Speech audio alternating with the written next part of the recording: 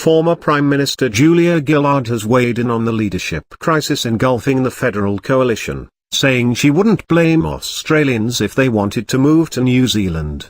Ms Gillard, whose ousting of then Prime Minister Kevin Rudd in 2010 was the beginning of a wave of leadership spills, told MIT University students in Melbourne on Thursday it was better not to have people harping from the sidelines.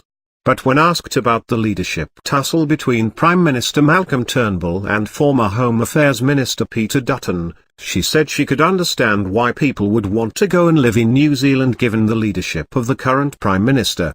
Mr Turnbull says he will not stand for the Liberal leadership if a second spill motion goes ahead on Friday, 3 days after he defeated his challenger 48-35. Ms Gillard had advice for Mr Dutton. Make sure you eat some veggies, get some sunlight. It's very easy to be in Parliament House for days at a time and not get outside, she said.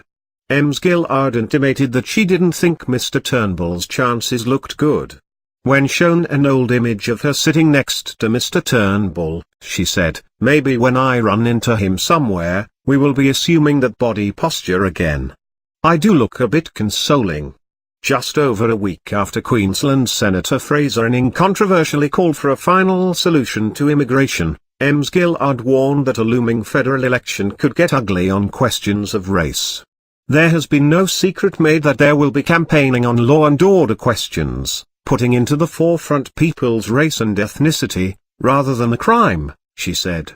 It's incumbent on all of us when emotions get worked up around those things to be voices of reason.